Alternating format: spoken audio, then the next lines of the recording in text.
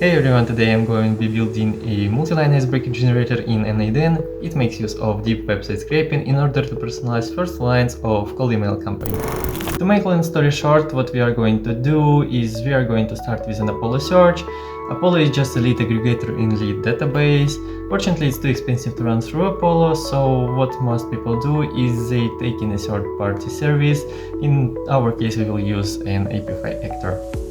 And then I'm going to pump all of it through a pretty complicated flow. First thing first, let me show you a demo of the system. What I've done is I created this multi-line icebreaker generator Google Sheet, and as you can see, we have here two tables. First is URL and second one is leads. In URL we would have all the Apollo search links, and in the leads we would have all information about our future clients.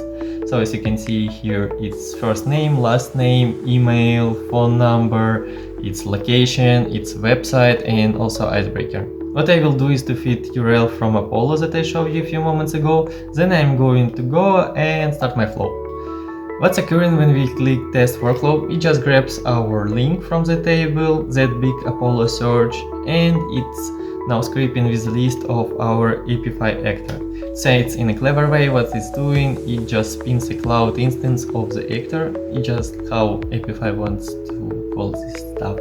What's actually going out, it just scrapes the ton of data into our system. Then we are doing a bunch of data processing to filter the only website and emails. And then what we are doing, it's with this data of people and websites, we try to scrape a hell out of them. We are extracting HTML content from websites with this node, and then we have a couple of steps more. But ultimately we are passing all the info from the website into our AI, and in this case we are using 4.1 mini. And what it ends up doing, the model is summarizing data from the website to personalize our emails. At the end, it just passes all into our Google Sheets, where we can see all the data about the lead and also our icebreaker.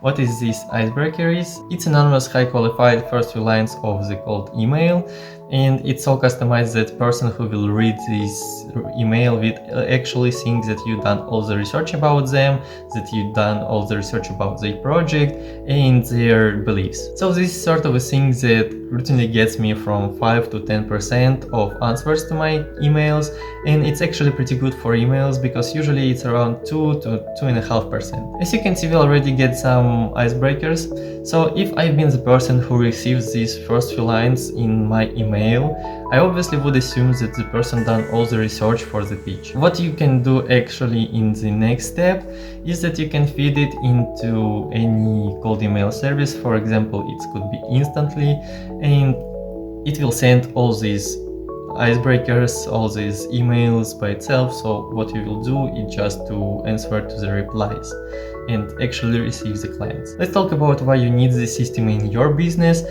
I think it's just so important in our times when everyone does cold emails, when everyone does cold calls. It's important to be personalized, and it will help you to grow your chances for the answer enormously. What I will do next is to build it live with you guys so you could copy and understand the process of creation. Okay, so as always we start by renaming our workflow. I'll name it Icebreaker Generator. First thing we do after it is adding manual trigger. It just would be faster and easier for us to work with. It's also the trigger I am using for testing and creating workflows. Then I'm going to head over to Google Sheets and take get rows in sheet. What we will do is hook our multi-line icebreaker table and ask for the link from there into our system. In order to do that, you need to choose firstly your credentials. If you haven't connected one yet, just press on this pen and after sign in your Google account as usual. From there, what I'm going to do next is I'm going to find specific document I'm looking for. In our case, it's multi-line icebreaker. Then we need to connect not only the document, but also the sheet. We have, in our case, two tables in here, but because our link in the URL, we will choose the URL sheet where our link is hanging. And after we click execute button, as you can see, we get our link into the workflow. In NIDN I always recommend to pin data because it will just allow you to test the workflow faster, and also you would not run into the Google API limits. So now we have our Apollo search list inside of the workflows. Our next step is to get data from there. We will make it by scraping with Apify Actor. So I already pre-configured this Apify scraper action, as you can see, and I'm doing it because if you would work with Apify API, you should know something a little bit at least about these actors, about this software, about this platform. I'll also leave this template into description below that you can just copy and use it without any knowledge. But to make long story short, what we are doing firstly is starting an actor by run an actor node. In here we have few settings, but the most important here is to choose actor from the list. If there is no, you need to go into Apify account, choose one and save it. After that we also have this JSON prompt. What I want to talk with you, it's about these total record settings. This means how many people you want to scrape. In my case it's just 500 because it's the smallest amount you can request from the NIDN into Apify Apollo scraper. But you can scrape above this point as many people as you wish. And also we need to provide link in here. How do you do it? We just take our data from previous node and drag it in here and click execute. After that we need to wait until the run would be finished. That's why we have this wait node. It will wait for 5 minutes in my case, but it always depends on how many people you scrape. And last but not least in this sequence is HTTP request. We use it to get data from our run, so in here we need to choose method get, and also we are using this special link to request this dataset. Let me show you how it looks. So it's https://api.apify.com/v2/dataset/$sign.json.default-id/items. You can also ask me where do I get this link. It's pretty easy. You can just go into Apify docs website and all the links, all the description about how to use it is in there. Once we're done, we get a bunch of information about our leads in this table, like first name, last name, LinkedIn URLs, emails, work history, company name, location, and so on and so on. Pretty cool, huh? I won't go through all of them, but what we want to do here is we want to take the URL of their website to scrape it and make our personalization based on this scrape. First, of course, what we need is we need to verify if they have any at all, and also we will do the verifying of their emails existing to hit two targets by one row. For that we use filter node, and in here we need to find from our dataset an email and website. For fast search I use Ctrl F, and we just need to drag it in here. And also we need to do the same with websites. So yeah, but we need to change from equal into exists. So basically it would work like an if statement. So if our emails and websites is existing, we need to pass it. If not, just delete, don't do anything with it. Please stop on this moment. So now I'll click test step and we'll see how the result will look like. As you can see, we provide 500 people, and as a result, by filtering them, we get 482 people. Pretty cool. Now I would love to add a limit of 20 people maximum, so we will get from this 482 people just 20. I'm doing it because it will be faster and easier to test and create this workflow. In your case, you can skip this step, or also while you testing the workflow, you can edit and after delete. So we left with 20 people for now, and our next step is to reach to every website that we have and filter the people who doesn't have working website or the website that we can't reach. For making this, we need to create a HTTP request node, the same method get because we are reaching to the websites, and also we need to drag a link from here. Also, for order of this to work, we need to enable some redirects. And also we need to change this parameter right here from stop the workflow to continue with error output. So basically it's small error handling, we will call it like this process, because we need to continue our workflow even if we can't reach to the website. After clicking execute, what we are doing is trying to reach the URL in order to see if this works. Also, after we change our parameter from errors, you can see we now have two outcomes.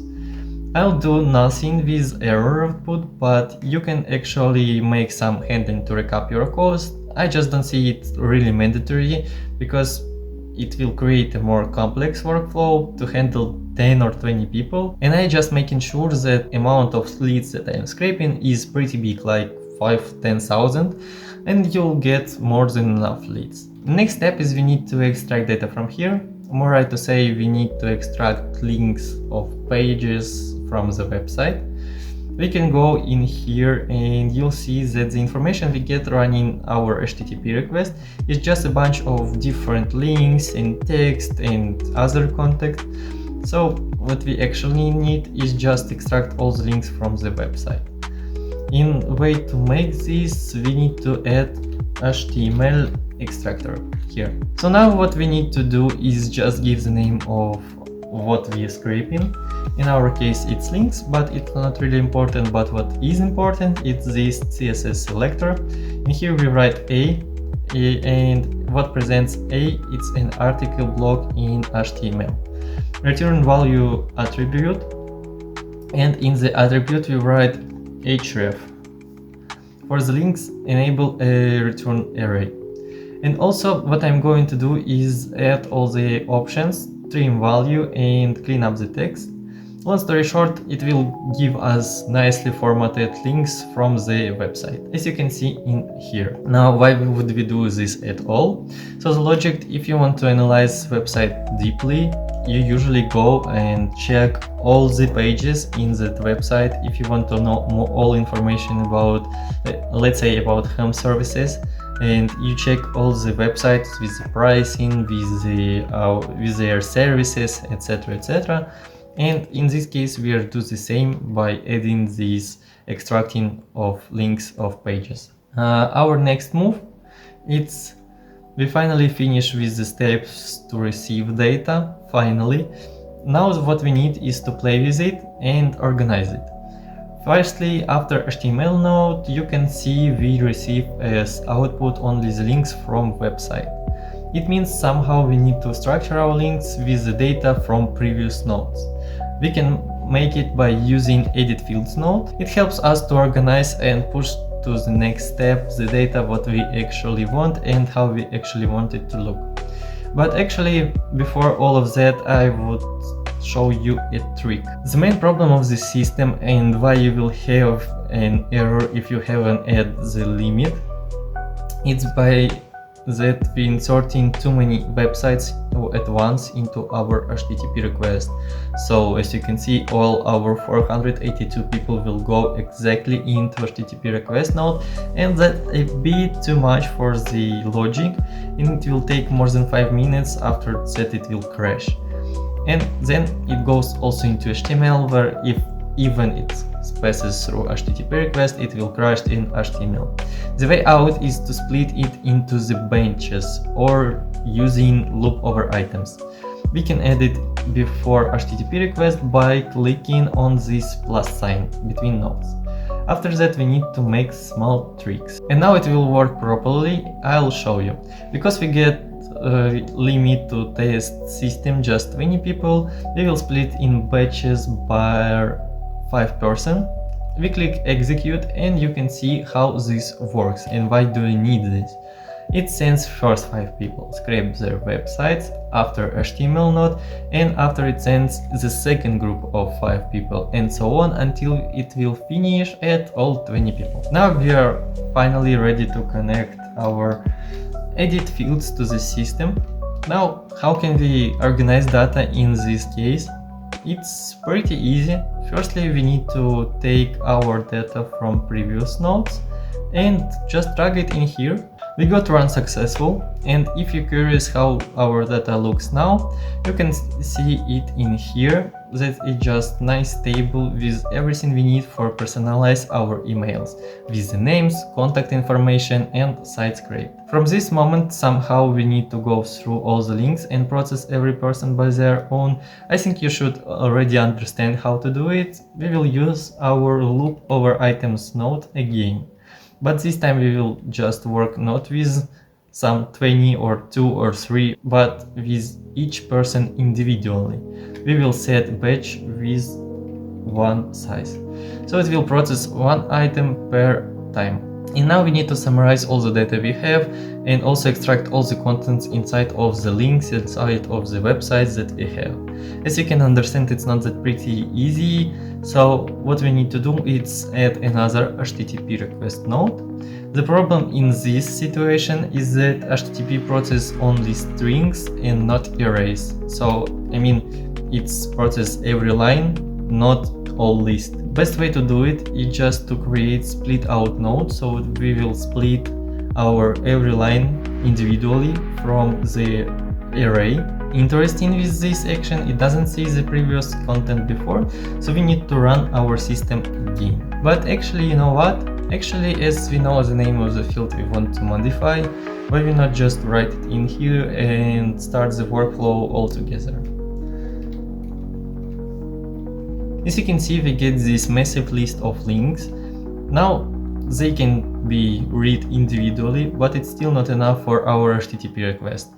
We need to clean it, because as you can see, in this case we have some links like starting with the HTTPS or some links that starts with hashtag, and we need to clean it to have our slash links. Why them? Well, if you look closely to your URL, let's for example take our artifuture.io website, you'll see that it looks like https://artifuture.io. And if we go all the way down to our Let's Talk button, we end up being on the another page.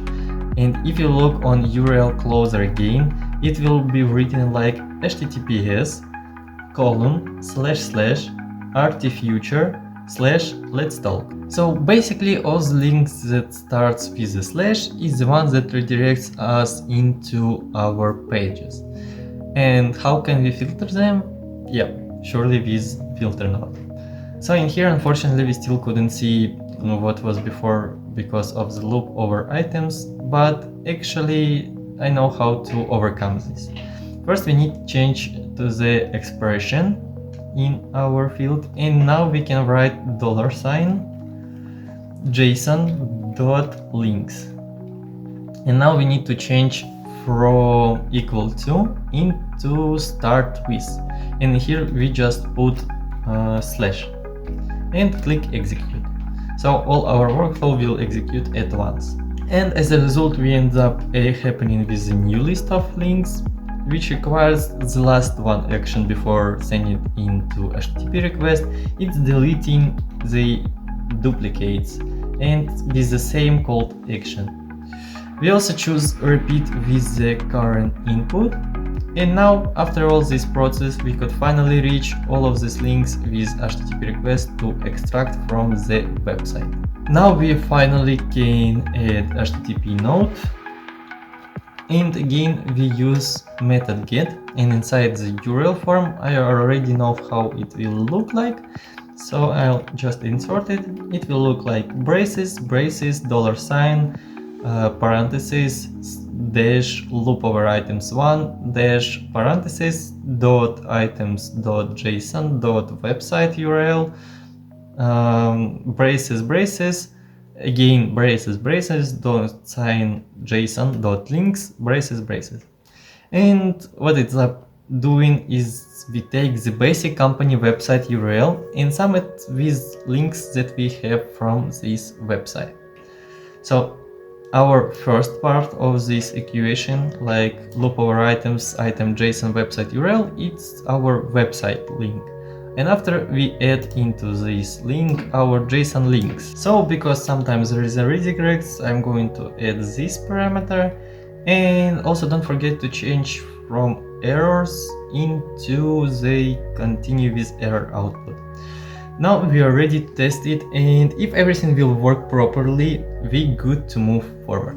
And we end up with all of this data here. It will always be in HTML. And if we want to pass all this data into our AI model, it's better to change the languages from HTML into Markdown. Markdown is just a better understanding language that AI use. So we need to add Markdown action and insert this equation in here. I can see how confused you are after seeing this equation, but don't be scared, I'll draw them up now. First is we have json.data, which goes for the HTML data that we received from our HTTP request. Then we have question sign. In JSON stance, it's just if statement. So if something happens, do something else. Next, we have json.data.length over 5000. Actually, it means if HTML data is longer than 5000, do something. Next question sign, json.data.size 0 to 5000, column json.data. All this long equation, it means just cut all the data that we have into 5000 characters. So let's translate it to our words, and it will sound like this. Get the data from HTTP request. If the data has more than 5000 characters, cut it to 5000 characters. If there is no data, return empty string. I hope you understand everything now, and if you did, just give me a high five. Now we get this data in Markdown. I don't think it's important to really know what all this means in here. So let's go to the next step, which is finally AI. Already pre-configured OpenAI model. Let me introduce it. Yep. Action, it will be in the same template as API actor run, so you could just easily copy. Let's dive deeper this time. So what the prompts we have in this model. By the name of the actions, I think you can understand what each call does. Also, we have 5 seconds wait node between. It's actually just to prevent API limits. In summarize website page action, we have these prompts. First one is for the system prompt, your helpful intelligent website scraping assistant. So actually we just give him a role, what he should be doing. I will talk more about prompt and how to write right in the next videos, and also let me know if I should do it right after this video, or I should do firstly what's the difference between AI agents, about AI workflows, and what's it. Also, we are using 4.1 mini model, not 4.1 and not the new 5 model, just because it's will be cheaper and we don't need that much power of the AI, and we can prevent again API use limits by this action. After system prompts, we have actual task we give him. So you provided a markdown scrape of a website. Your task is to provide a 2-paragraph abstract of what this page is about. Return in this JSON format. Abstract, your abstract goes here. So we use JSON output to better and easier understanding for our next message to model action. Also, we have rules. Your extract should be comprehensive, similar level of details as an abstract to a published paper. Use a straightforward Spartan tone of voice. If it's empty, just say no content. And in the end, we just provide him a data from the previous node. So when we run, it ends up with this output. To make long story short, it's just the summary of every page scraped. So we get the company name, we get what they're doing and their beliefs. After the abstract, we get from the pages are still in the list. So I mean, it's still divided and it's not like the one big summary of the our website. So now to make this overall summary of the website, in order to personalize our icebreaker, we need somehow to aggregate it into one. And it done with the same call action, aggregate action. Briefly how it works: split out nodes that we already had. It creates from one array every link separately. And now aggregator works in the same logic, but the other way around. So it gets the separate objects and push it into one array. We need this for better understanding. In my templates, it's already done. If you're building it by yourself, the exact message is message.content.abstract. Actually, it's just the name of our previous message model content. Now we can finally get to the juice from all of this. It's generate multi-line icebreaker action. So as in previous time, we have system prompt, your helpful intelligent sales assistant, and next is user prompt. Here where all it comes together. We just create a series of website pages for a business. Your task is to take the summary and turn that into catchy personalized openers for a cold email campaign to apply that the rest of the campaign is personalized. I think here's everything's pretty clear, so let's move to the icebreaker. You'll return your icebreaker in the following JSON format. Hey name, love think about company name and also doing like a fan of other thing. Wanted to run something by you. I hope you'll forgive me, but I creeped your site quite a bit and know that another thing, and so on, so on, so on. I'd love to draw your attention about this prompt on the thing, other thing, another thing, and the same stuff.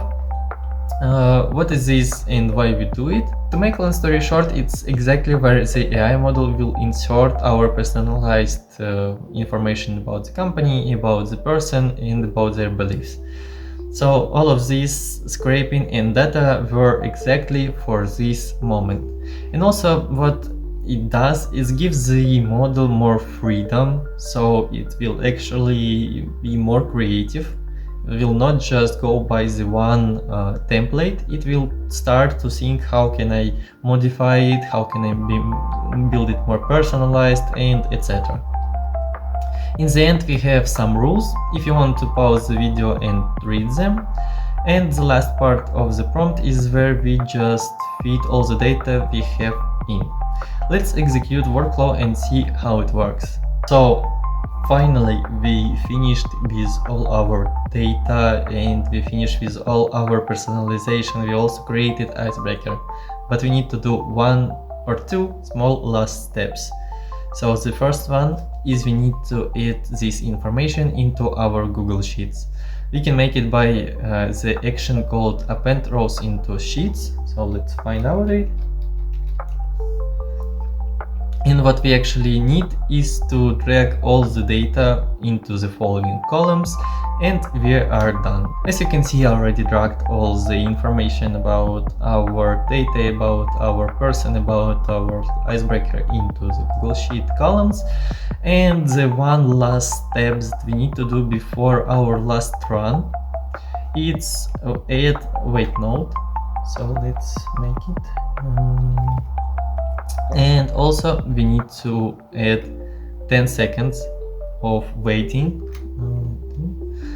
We are doing this to not match with the API limits, so we need to overcome it. And finally, we can execute it one last time to see if it works. As you can see, we are getting data in Google Sheets with all information about our leads. Now what you need to do is just to send cold emails and get results. So I hope you guys appreciate me building this in real time. I hope it's clear, and also I want you to know that this is more like a STEM. It's not really fully ready project. So you can it on that system, make it more complex. I also did some pretty easy filtering logic just because I wanted to give you an opportunity to modify and design it for your own needs. I also tend to be a little bit hacky this time because this system is more like 80-20, 80% of results to 20% of work. If you want to recover your costs of that lead scraping, you can also add some more complex logic, like I don't know, making handling of wasting leads. You can also squeeze it as much as you want. You can add some more complex logic, you can make some more error handling, and yeah, you can play around. And also I'll link in the description my Google Drive folder where you will find the template for the Apify actor and for the AI prompts. So you will, without any knowledge in the other software, will already build your own N8N workflow. And also I want to do some value for this video. For today that's it. I wish you a great day and I'll see you in next one.